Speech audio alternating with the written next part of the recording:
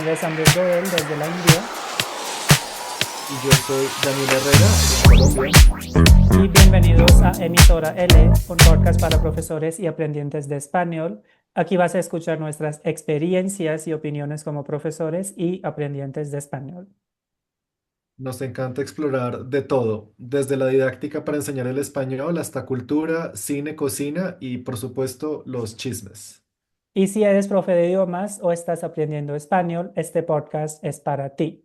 Así que prepárate para aprender, reflexionar y descubrir la mejor manera de enseñar y disfrutar del español.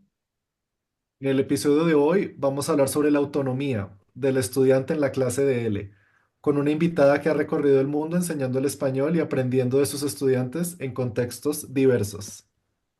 Y hoy tenemos una invitada muy especial, Andrea Ramos Primo, o como la encuentran en las redes, soy Andy Candy.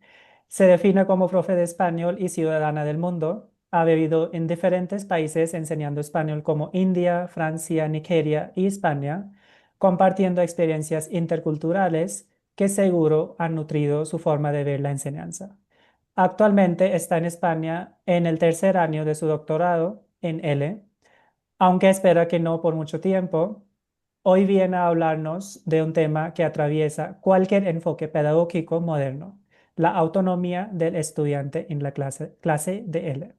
Bienvenida, Andrea. ¿Cómo estás? Muchísimas gracias. Bienvenida, Andrea. Gracias a los dos por invitarme. Muchas gracias. Gracias por aceptar nuestra invitación y venir a conversar un poquito. Em, yo quería iniciar con una pregunta, Andrea. ¿Tú cómo entiendes la autonomía del estudiante en el contexto de la clase de L?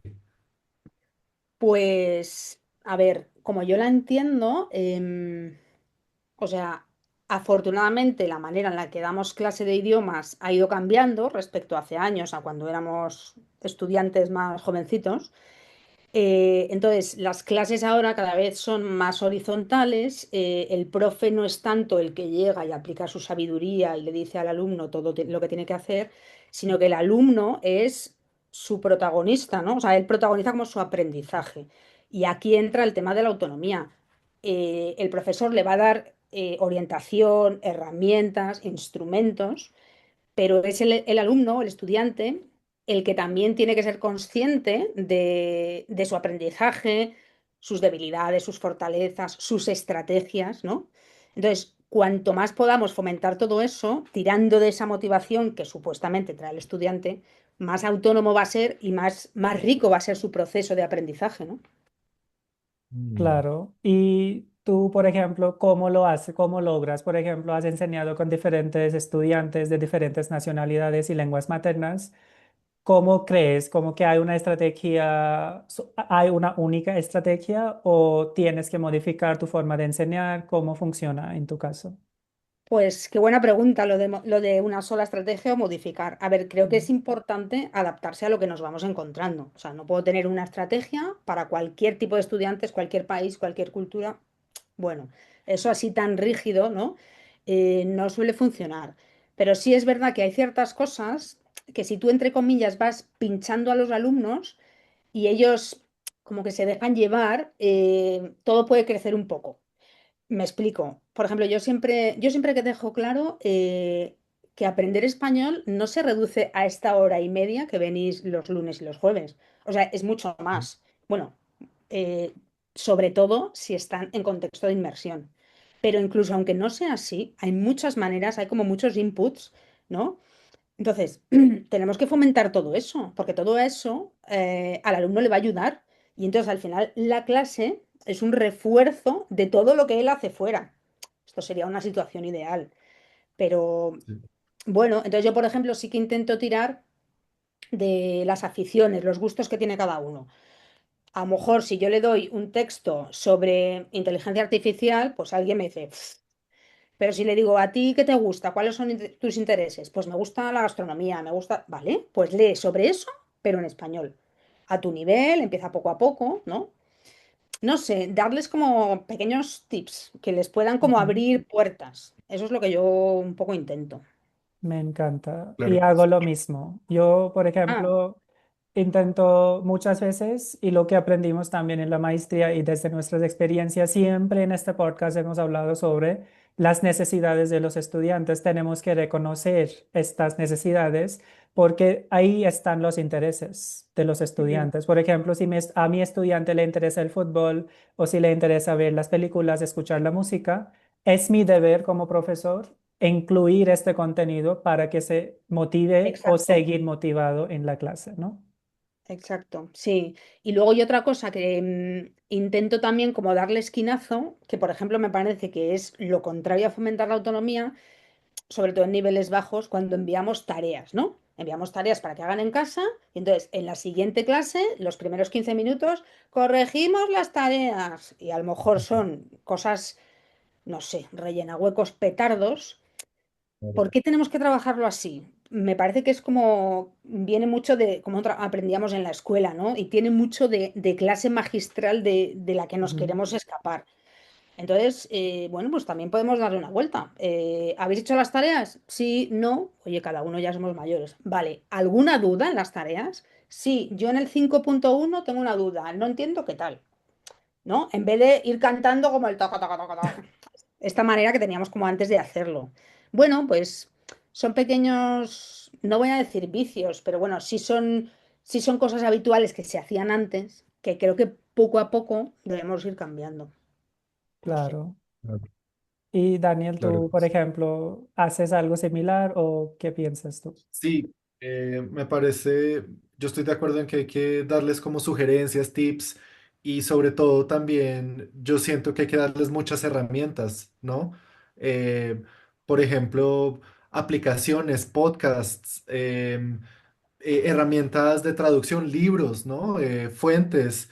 También, no sé si les pasa a ustedes, pero a veces me pasa que también mis estudiantes me piden recomendaciones. Profe, ¿conoces una serie de televisión que sea sencilla, que sea fácil de acceder? ¿O qué artista me recomiendas? Y podemos recomendar música, podemos recomendar televisión.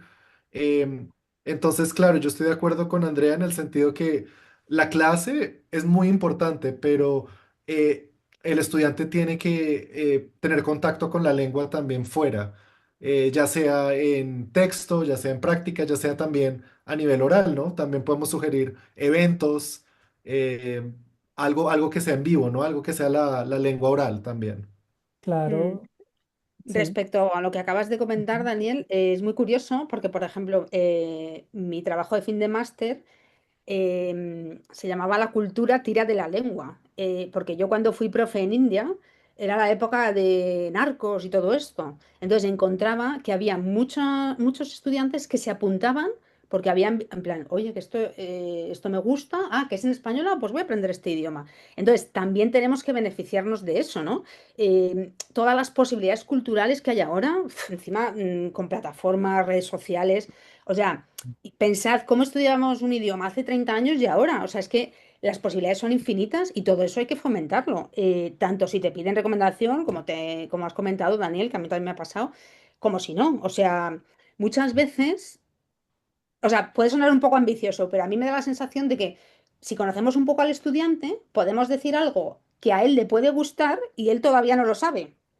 Que lo pruebe, que lo empiece una serie. Que no te gusta, oye, pues vete a otra, que hay mucho producto. Pero prueba porque a lo mejor descubres que sí, ¿no? El tema de la cultura es infinito, la verdad que da mucho juego. Eso es un tremendo éxito, conocer a nuestros estudiantes, saber cómo qué estilo de aprendizaje tienen y cómo dar en el clavo con esa recomendación es un Absolutamente. éxito rotundo, diría yo. Sí, Excelente. sí. Sí, y Em, que este es un chiste también, ¿no? Que yo vi un meme y ellos dijeron que muchas veces los estudiantes han contado más sobre sus vidas personales a los profesores que sus terapeutas. suele Me lo pasar. creo, Pasa. me lo creo, me lo creo. Exacto. Otra cosa que yo también intento que tengan en cuenta es, bueno, sobre todo si están en zona hispanohablante, ¿cómo son sus interacciones, sobre todo en niveles bajos, cómo son sus interacciones fuera de la clase? Es decir, pues ayer fui a un restaurante en Barcelona, ¿vale? ¿Y hablaste en español? ¿Pudiste practicar? Y no, porque... Entonces, lo que decía yo de pinchar. Eh, Mm, Cuanta más aplicación práctica encuentren a lo que vemos en clase, mucho mejor. Da igual que hablen mal, si es que todos hemos aprendido alguna vez, todos hemos empezado de cero y nadie es perfecto. Entonces, ¿quién tiene aquí como potencial? Los estudiantes que son como echados para adelante, como frescos, ¿no? En plan, yo sé que voy a tener errores, pero voy a pedir yo mi tortilla española o mi pizza o lo que sea en español. Los estudiantes que son así como más tímidos, más perfeccionistas, ¿no? Estos, a no ser que digan, no, es que a lo mejor no lo digo bien, lo digo en inglés, que total, aquí los camareros hablan inglés. Entonces, ese tema yo también lo relaciono un poco con la autonomía. ¿Qué interacciones haces fuera de la clase? Eh, o sea, eres como un estudiante las 24 horas, entre comillas, porque estás interactuando, ¿no? Entonces, todo eso también lo trabajo y lo relaciono con lo que vemos, no sé. Además, quiero resaltar que hoy en día, en este mundo tan globalizado, cosmopolita, es muy fácil llegar al público meta. Por ejemplo, ahora que voy a enseñar en una universidad, ya tengo pensado que hay un restaurante mexicano de mexicanos y voy a recomendar o voy a intentar colaborar con estas personas porque siempre es mejor lo que tú dices, Andrea, y lo que Daniel también dijo en su momento. Es súper bueno, súper chévere llevar a tus estudiantes a estos espacios, aunque hayan pocos, pero es un beneficio para todos, para su negocio en restaurante, y conectarse más con la lengua, para los estudiantes que puedan hablar fuera de la clase en español, se sienten más seguros, con mucha más confianza, y es totalmente posible. Entonces, creo que es una excusa muchas veces cuando decimos, es que no hay nadie para hablar, es que no Exacto. tengo, es como un tema de un poquito de esfuerzo, ni siquiera mucho, y Sí, llegas Sí. a la persona con quien quieres hablar, ¿no? También a veces por eso es tan importante las herramientas, ¿no? Como, mira, te comparto este grupo en redes sociales de hispanohablantes sí, o ya hay un programa de intercambio de textos sí, o sí. Me lo has quitado, correcto. hay Sí, este sí. evento los jueves donde hay intercambio de idiomas. Entonces a veces, claro, yo creo que también esa es la labor del docente, ¿no? Como claro, hay muchas posibilidades, hay muchas herramientas, sobre todo hoy en día, pero esa es nuestra labor también, como decirles, vean, aquí hay varias opciones que les recomiendo, ¿no? Que están a la mano. Luego de tus viajes, en tus experiencias en clases en diferentes naciones, eh, en tu opinión, ¿cuál es el papel de la cultura cuando los estudiantes están construyendo su autonomía? Qué buena pregunta, qué difícil de responder. Pues mira, yo creo que la cultura, entendida en su más amplio sentido de la palabra, ¿no? Aparte de la división tradicional que se hace de alta cultura, libros, música, y baja cultura, la cultura nos determina y nos condiciona muchísimo más de lo que pensamos. Entonces, no es ese cortometraje que veo fue al final de la clase ya pues para relajarme, sino es que nos atraviesa. Entonces, es súper importante. Porque, por ejemplo, esta es mi opinión, cuando nosotros nos ponemos a intercambiar culturalmente, ya sea porque vives fuera, ya sea porque eres profe de idiomas, es cuando reflexionas sobre tu propia cultura y entiendes cosas de los otros desde la tuya. O sea, descubres y reflexionas que si no hubieras salido de tu entorno o no hubieras empezado a aprender idiomas, no se te hubiera pasado por la cabeza. Es súper Mm. interesante. Para mí, te enseña a ubicarte. Eso respecto a la mía y respecto a otras, que yo también por eso pues me gusta mucho moverme y viajar, es que te enseña muchísimas cosas de cómo somos y te ayuda a entender un poco el mundo, ¿no? Mm, yo siempre, o sea, cuando he hecho viajes, o sea, trabajando, viviendo, lo que sea, cuanto más alejado de mi cultura está aquello que conozco, bueno, más me interesa, es que me parece muy enriquecedor. No sé si te he Claro. contestado porque tu pregunta era difícil a la par interesante, ¿no? Pero No, tranquila, claro que sí, esa es la competencia comunicativa intercultural, ¿no? Como entre más culturas interactuamos y al aprender un idioma, pues estamos también aprendiendo a ver el mundo de otra totalmente manera, de ¿no? acuerdo. Sí. Em, Sí, yo quería de pronto saber si, por ejemplo, en tu experiencia, la autonomía de pronto de los estudiantes de India, por ejemplo, es similar, es diferente a los de España o a los de Francia, que las estrategias son similares, de pronto la motivación es igual, ¿cómo lo has visto en tu experiencia? Pues muy curioso. A ver, en India, por ejemplo, yo sí descubrí mucha motivación por parte de los estudiantes y mucha predisposición, que eso es buenísimo. O sea, eso es lo más agradecido que puede tener un profesor. Y te pongo un caso práctico, pues haces un Kahoot o un concurso así, y es que se lo toma, bueno, os lo tomabais Amrit, muy en serio. Entonces, eso crea un ambiente de aprendizaje que es maravilloso. Sin embargo, también estuve un año en Lituania, que Ujú. es Europa del Norte, es ex Unión Soviética, y claro, su manera, su tradición de aprendizaje, o sea, es que no tiene nada que ver. Y entonces ahí me encontraba como lo contrario de India. Y entonces, de hecho, ellos no están acostumbrados a que yo tengo que hablar y participar durante la clase. No, no, es el profesor el que dicta la clase. O sea, el tema de enfoque comunicativo, bueno, ahí fue una revolución, ¿vale? ¿Qué pasa? Claro, no todo el mundo, entre comillas, vale para ese enfoque. Había gente que, porque yo allí no hablaba, no hablo lituano y no hablaba inglés, o sea, yo directamente español. Entonces, claro, allí fue un proceso como más lento, pero a la gente a la que enganchas, un poco lo que hablábamos antes con Amrit, si el, es como ir al psicólogo, entre comillas, si el estudiante confía en ti y se deja llevar, va a haber resultados muy pronto. Pero hay unas primeras clases como en las que tienen pánico y bloqueo incluso, que si no salen de ahí, pues es que a lo mejor no es su sitio, no es su método, ¿vale? Pero bueno, los que sí se dejaban llevar era maravilloso, y hombre, ahí la motivación y ahí la autonomía, pues de repente, claro, empezaban a lo mejor con un A1 muy tímidamente y en un año ya estaban en el B1 ahí, ¿no? O sea, pero claro, es un poco de los dos lados, es que el profe lo haga bien, entre comillas, y que el estudiante sea receptivo y se deje llevar, ¿no? Claro, ahí está la importancia de la adaptación, ¿no? Y de... Absolutamente.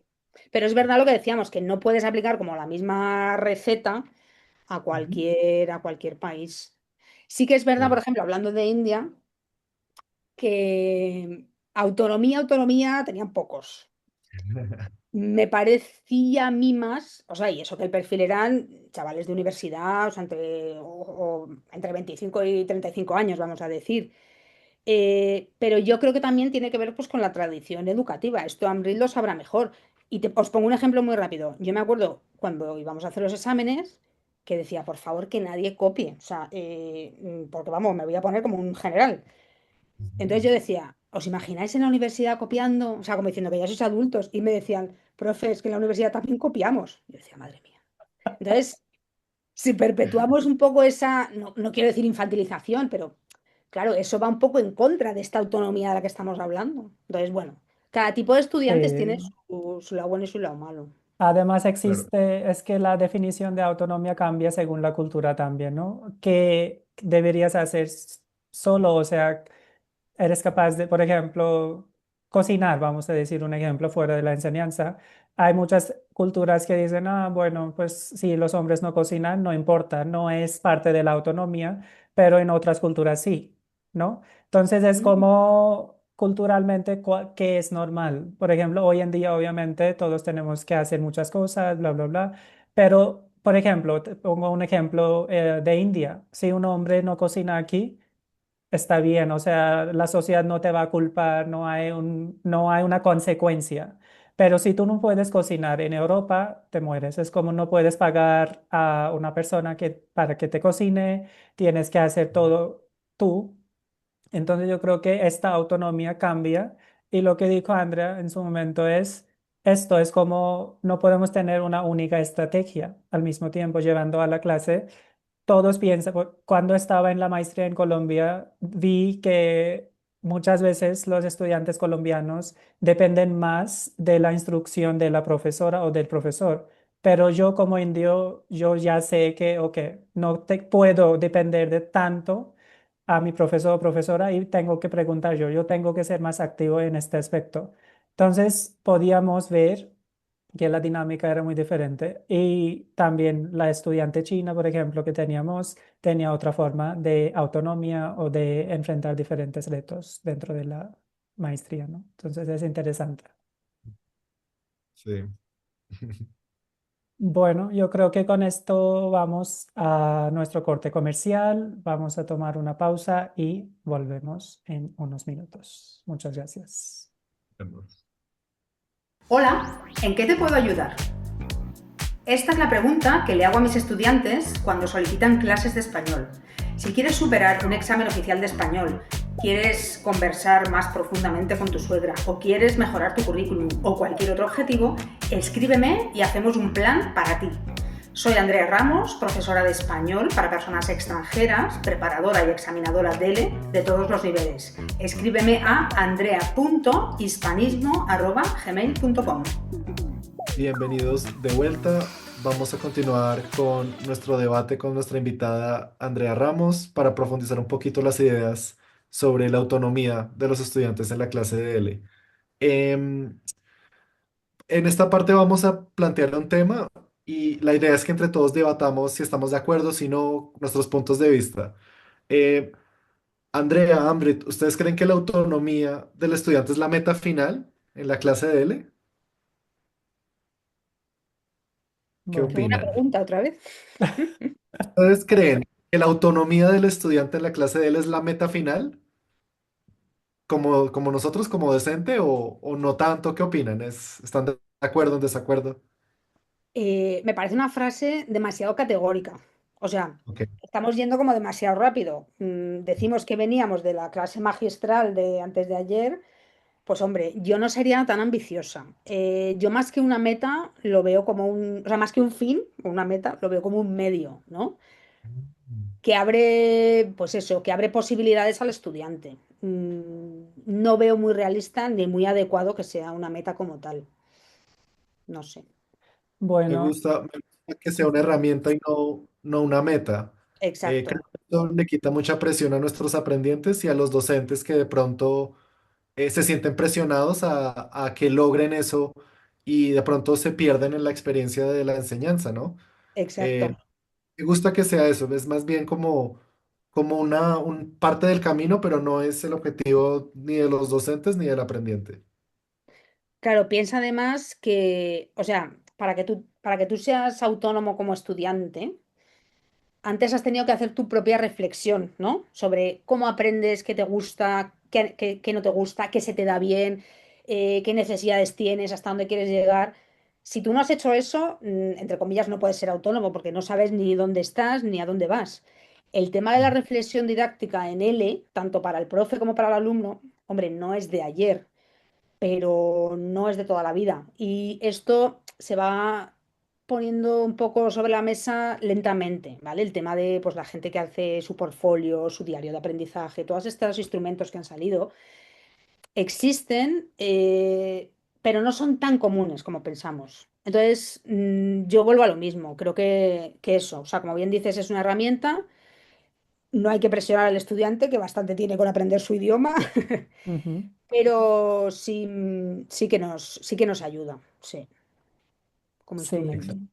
Yo creo que Abre tu- sí, yo creo que también aquí juega un papel muy importante el profesor, ¿no? Es como ya sabemos que la consolidación de la lengua es la meta final, pero no es la meta final del profesor, sino del estudiante. El profesor solo está enseñando para que automatice hasta que pueda la lengua del estudiante y la consolidación pasa al final o sucede al final, pero el profesor siempre está llevando al estudiante por un proceso de analizar sus errores, corregirlos, luego ser cortés donde tiene que ser cortés o pragmáticamente ser más consciente. Entonces yo creo que aquí el rol del profesor sería más de desarrollar esta conciencia lingüística y de autocorrección dentro del estudiante y el estudiante se sigue motivado automáticamente. Pero al final, autonomía es algo que puede ser un efecto secundario y no la meta final, pienso yo, ¿no? Me gusta esa idea de que pueden trabajar mano a mano, ¿cierto? Como Ujú. el apoyo del profesor y el trabajo autónomo del estudiante, pero no son como dos objetivos diferentes, están como entrelazados. Mm. Exacto. ¿Y tú qué piensas, Daniel? No, yo estoy muy de acuerdo, me gustó mucho la reflexión a la que llegamos, que es un medio, más no es la meta. Creo que ese es un mensaje importante para los aprendientes y para los profes también, Ujú. este tema. Sí. ¿Qué responsabilidad tiene el docente cuando hay autonomía, más o menos? Esta pregunta viene desde la afirmación que sí hay estudiantes más autónomos que otros. Entonces, ¿qué haces tú para mantener este equilibrio a la hora de impartir las clases a un grupo, ¿no? Muy buena pregunta. A ver, por un lado, tú tienes un grupo, ¿no? Lo que llamamos un grupo clase, y tú tienes que, mi opinión, vale, tienes que fomentar la autonomía en general, pero luego también, cuanto más puedas conocer a cada estudiante, su circunstancia, sus intereses, eso es maravilloso. Entonces, si tienes tiempo y posibilidades, cuanto más puedas personalizar, genial. Entonces, un estudiante que es muy poquito autónomo, pues le pinchas en plan, tío, espabila que tienes un mundo por descubrir. Un Mm. estudiante que es muy autónomo, le pinchas también. O sea, creo que siempre se puede llegar más lejos, ¿vale? Entonces, a cada uno pues en la medida en la que te vaya respondiendo. Esto al final, aparte de ser un estudiante, también tiene que ver con la propia persona, o sea, con su personalidad, con su motivación, hay muchos, con lo que congeniéis profesor y estudiante, ¿no? Quiero decir, hay muchos factores por ahí flotando y tú como profe tienes que estirar todo lo que puedas de cada uno. Voy a poner como una comparación, no sé si es muy afortunada, pero cuando tú pones, por ejemplo, vamos a poner un examen, un ejercicio, ¿vale? Ujú. Hay uno que te ha sacado un 5 pero es que para lo que tú sabes que él puede alcanzar, hostia, es que ese 5 está fenomenal. Pero al lado hay otro que también ha sacado un 5 y tú sabes que podría sacar un 9. Entonces, ¿cómo no vas a pinchar a ese estudiante y decirle, tío, no te quedes en el 5? O sea, que tú puedes dar mucho más y tú y yo lo sabemos, ¿no? Pues creo que con el tema de la autonomía sería un poco eso, ¿no? Sacar de cada uno lo que podamos. Mm, Así lo veo yo. Claro, es cierto. Ambry, ¿tú qué opinas con este aspecto entre los estudiantes que tienen más o menos? ¿Tú cómo lo has enfrentado en tus clases? Bueno, yo creo que estoy de acuerdo con lo que dijo Andrea. Lo que hago adicionalmente muchas veces es darles retos. Por ejemplo, tienen que grabar un video. Entonces, muchas Oh. veces los estudiantes me escriben por correo, es como, profe, no puedo, no tengo confianza y no sé, a veces también piensan en el aspecto físico, muchas veces dicen, no, no, yo no me siento muy cómodo enfrente de la cámara o no sé qué. O hasta llegan al punto cuando te pueden decir, no, yo soy feo. Muchas veces los estudiantes hacen esto como que am, se sienten menos enfrente a otro grupo muchas veces. Además, cuando es un juego de diferentes estratos en la misma clase, económico, social, hay demasiados factores aquí. Entonces, yo lo que hago es enviarles un correo personal o hablar personalmente a este estudiante y empujar un poquito a, ok, comete errores, está bien, solo voy a ver yo el video y voy a analizar, etcétera, y no van a Ujú. creer, siempre ha sido un éxito, porque estos estudiantes que se sienten con menos confianza o no con tanta motivación, después de ver un correo o una charla personal con el profesor, están motivados a 100 de la nada. Es como hay una diferencia muy grande después de mostrar el interés en su video como profesor, ¿no? O en su trabajo. Entonces yo creo que la autonomía se puede regular o que los estudiantes lleguen al mismo nivel dentro del grupo por el medio de profesor.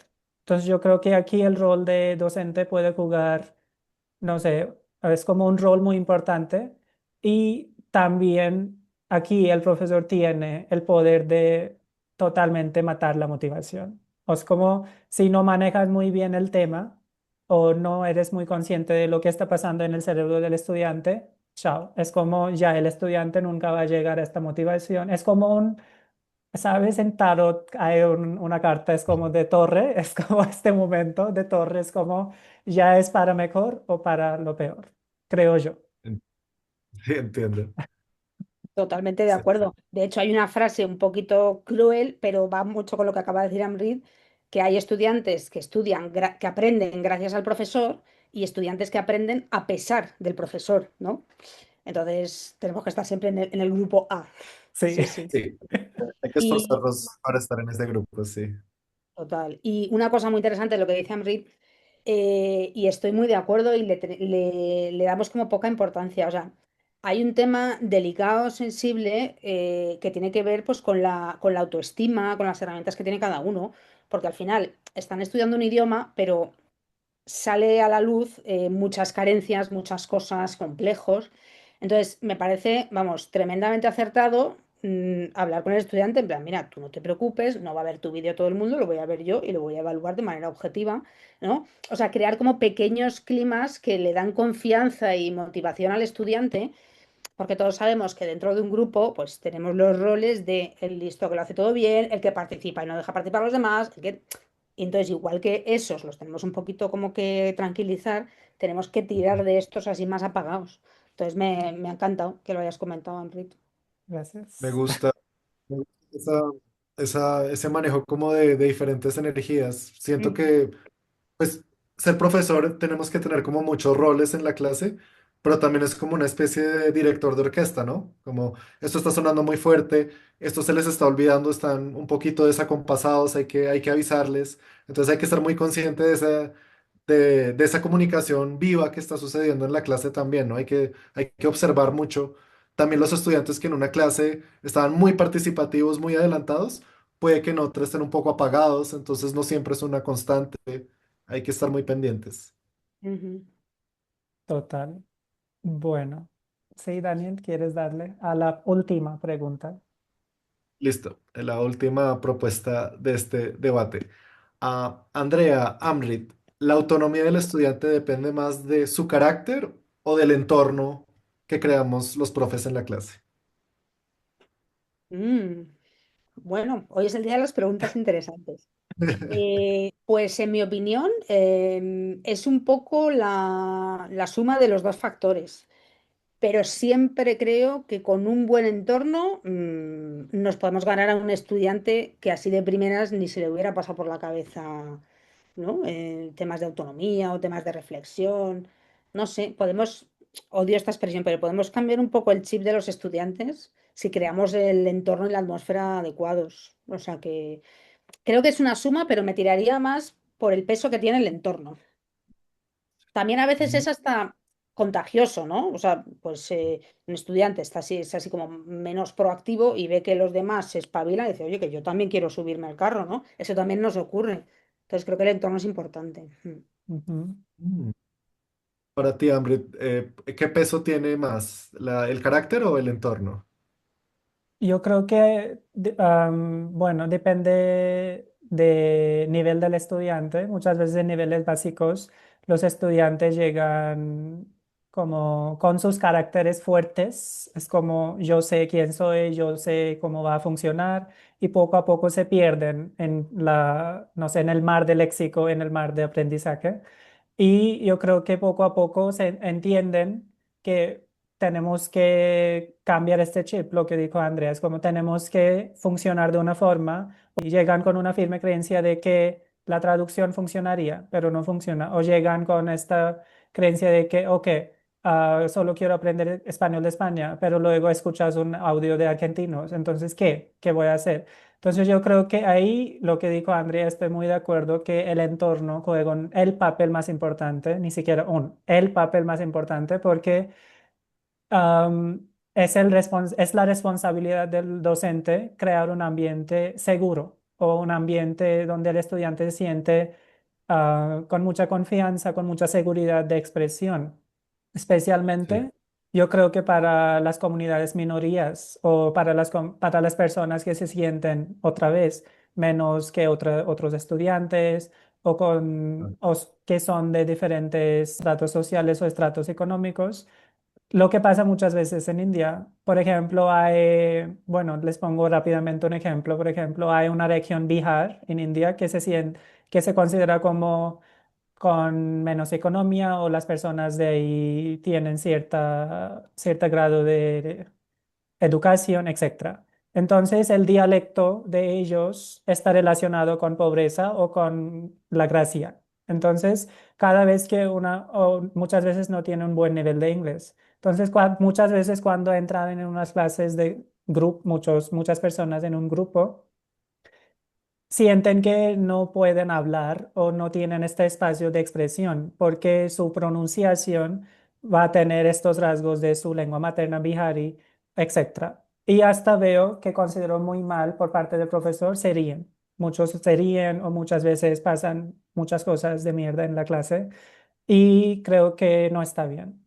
Y ahí yo Ah, creo que el entorno es muy importante y el entorno crea el docente. Entonces, si el docente dice, no, pues tu pronunciación está bien, vamos a cambiar, en español es así, es como la falta de formación también, ¿no? Es como la fonética, tienes que enseñar, no importa la lengua materna. Aquí en español es así, o vamos a cambiar tu forma de hablar. Pero si se están riendo, chao. Es como ya mataste la motivación, la confianza, todo en un mm, segundo. mm. Sí, muy importante, ¿eh? Saber manejar Sí, que no se te vaya de las manos el ambiente y esta burbujilla de confort y donde estén súper cómodos. Eso es súper importante. claro. Sí, de acuerdo. ¿De acuerdo? ¿Y qué piensas tú, Daniel?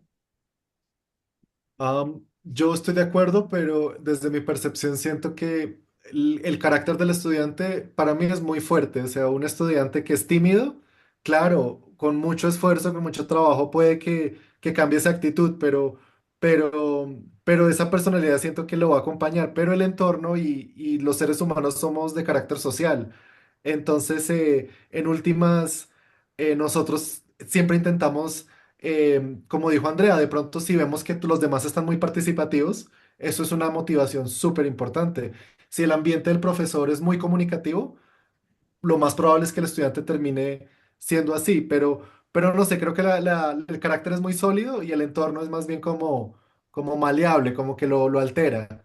Pero estoy de acuerdo en que son dos cosas que están presentes y hay que trabajar, pero estoy de acuerdo con ustedes, el entorno es muy importante y nuestra labor como docentes es garantizar ese entorno y crearlo, ¿no? Entonces, también hay que conocer el carácter de nuestros estudiantes, pero en últimas el entorno es lo que va a guiarlos, ¿no? Por más de que sean de pronto tímidos o muy autónomos, muy activos, muy participativos, en últimas el entorno es lo que está en nuestras manos. Exacto. Bueno, Daniel, ¿tenemos tiempo para la actividad? Yo creo que Yo tenemos creo que como... sí, bastante corta, yo creo que nos demoramos 3 minutos como Perfecto. máximo. Listo. Entonces, les voy a explicar qué es la actividad. Esta es una rueda, va a girar al azar y la idea es que nos va a mostrar un tipo de estudiante en una clase imaginaria que tenemos. Y vamos a poner en práctica lo que hablamos hoy. Este estudiante quiere desarrollar su autonomía por fuera de la clase de L. Dependiendo de su personalidad, donde caiga, quiero que entre los tres demos algún tipo de recomendación. ¿Qué se Perfecto. nos ocurre? ¿Cómo pueden practicar fuera de la clase? ¿Cómo pueden desarrollar esa autonomía? ¿Vale? Listo. Entonces voy a girarla la primera vez. Creo que la podemos girar 2 veces Ujú. y es suficiente. Social. Entonces nuestro estudiante es muy social, le gusta interactuar con otra gente, le gustan los grupos de amigos después de la clase y nos está pidiendo practicar el español. Yo quiero saber qué se les ocurre, qué les recomendarían a este estudiante. Bueno, Practicar Andrea. el español fuera de la clase. Ujú. Sí, sí, para desarrollar su autonomía como trabajo autónomo. Claro, perdón por la pregunta, ¿estamos en contexto de inmersión o no? Porque Mm, eso cambia mucho el... Cambia mucho, sí. Para sentidos prácticos, no. No está en un grupo de inversión. Entonces, ¿qué estrategias le damos? Pues aunque no esté en contexto de inmersión, podemos ponerla en contacto con aplicaciones o grupos que también hay online, grupos de intercambio de idiomas, donde tú eres mejor en un idioma y peor en otro, o sea, en uno entre comillas enseñas y en el otro aprendes, para que hablen con gente cuanto más variada, mejor, de diferentes países, con diferentes variantes del español. Sí, yo diría eso, en general que accedan a grupos de intercambio, de conversación. Ujú. Sí. Sí, yo estoy de acuerdo. Aquí en Colombia hay varios eventos de diferentes grupos. Algunos son informales, o sea, son por WhatsApp, por Facebook, y se reúnen una vez por semana y es intercambio de lenguas y es un contexto social. Entonces, yo recomendaría esto 100% a este tipo de estudiante que no se encuentra con esa posibilidad, ¿no? De poder ir a cualquier lugar donde está aprendiendo a practicar español. Ambrit, ¿a ti se te ocurre otra cosa? ¿Tienes una herramienta? ¿Tienes alguna recomendación? Sí, yo uso más redes sociales, entonces yo creo en esta dinámica lo que ustedes recomendaron, muchas veces creo que solo se beneficia una persona y he escuchado de mis estudiantes que solo la otra persona está practicando la lengua de, por ejemplo, hindi y no practican español o la persona solo está practicando español y cero hindi. Entonces yo creo que muchas veces estas dinámicas no funcionan en línea. Si es grupo social como presencialmente, funciona. Pero lo que yo hago muchas veces es mostrarles diferentes influencers en Instagram para que tengan, ¿sabes? Contenido cultural, educativo, muchas veces cultural de estas personas. Entonces, por ejemplo, hay muchos famosos, muchas personas que crean contenido sobre qué está pasando en Colombia, en Argentina, o qué pasa con personas neurodivergentes, o qué está pasando con TDAH, etcétera, como temas súper random, súper interesantes de la vida diaria. Y muchas veces lo que hago es hacerles crear un reel o hacerles crear algún video, pero normalmente un reel porque es redes sociales. Entonces están de alguna forma socializando, se sienten muy bien. De hecho, muchos estudiantes me dijeron cuando grabé mi video, lo grabé 3 veces, 5 veces, pero después de terminar el proceso, se siente súper seguro, súper confiado, súper bien de ver este video. Entonces yo creo que lo hago desde una forma más indirecta, pero funciona igual. Mira que no lo había considerado. Yo me encerré en la idea de que social era algo como en persona, pero Ujú. tienes toda la razón. Podemos presentarle un influencer o generalmente, no sé, si al estudiante le gusta el fútbol o un programa de televisión, es muy seguro que hay un grupo en redes sociales que se reúnen para hablar de este tema, para Exacto, discutirlo, para compartir la experiencia. Entonces podemos darle esta herramienta también, una herramienta social virtual. exacto. Bueno, Bueno, vamos a ah, girarla a la otra.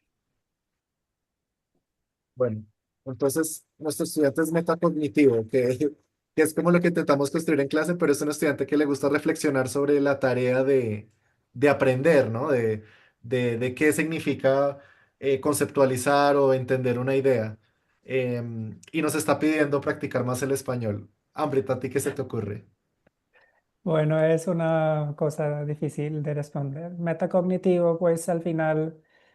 Ah, es que es muy nuevo, primero, ¿no? Es algo que recién hemos empezado a desarrollar, al menos en español, porque pues no teníamos muchas investigaciones ni trabajo.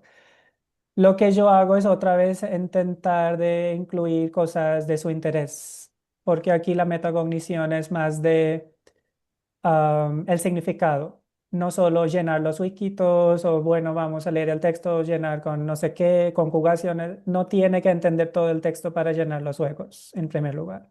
Entonces, intento no hacer estas actividades, sino, bueno, por ejemplo, vamos a leer un cuento y es un cuento no de un escritor famoso ni de un poeta, es un cuento de un blog, de una persona nativa que está expresando sus emociones. Luego vamos a categorizar como titular sus, vamos a decir, párrafos, cuál es la idea principal, cómo etiquetar o apostillar la idea, luego intentar entender su formato de la escritura, etcétera. Es como la parte escrita. En audio también existe la misma posibilidad. Por ejemplo, ¿cuál es la idea principal? No tenemos que entender todo en nivel A2 o A1, pero esto no hace que no le dispongamos de contenido de gente nativa, porque hay un debate muy fuerte entre profesores. Es como, no vamos a mostrarle un video de YouTube de, no sé, Brasil o, perdón, de México o de qué, porque no va a entender todo. Pues nunca va a entender todo hasta nivel C1, C2. Entonces, la idea es que saque la idea principal, que entienda lo que quiere decir la persona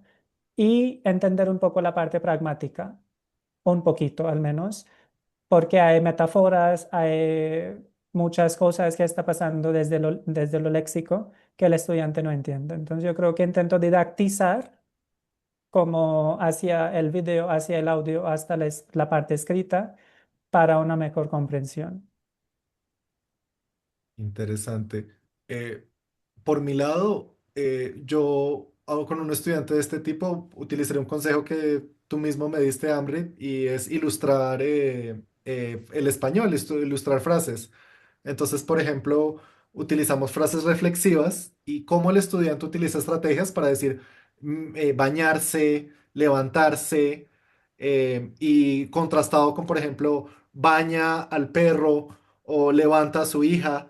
Entonces, solo ese ejercicio de dibujo, que es como muy didáctico también, ya está trabajando esa metacognición, como cómo yo como estudiante entiendo esta frase y cómo entiendo el reflexivo y cómo lo puedo ilustrar yo mismo.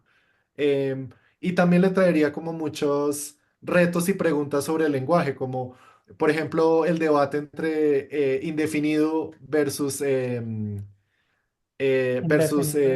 Perfecto. imperfecto, perfecto. indefinido. Ujú. Perfecto y versus indefinido, que es un debate tan interesante. Entonces, la acción está en proceso, ya terminó, cómo se relaciona y cómo lo podemos ilustrar. Esa sería la manera como para estimular a este estudiante que quiere practicar el español de manera más autónoma. Me encanta. ¿Y Andrea? Estoy de acuerdo con los dos. De Android me quedo con la parte de la pragmática, que me parece que nunca le damos la suficiente importancia, incluso desde niveles bajitos, que tiene que ver mucho con esta parte cultural, ¿no? Con la pregunta de Daniel de qué peso tiene la cultura. Entonces, bueno, irle dejando su espacio, no sé de qué manera concretarlo, con qué tipo de actividades, pero creo que se le da poca importancia.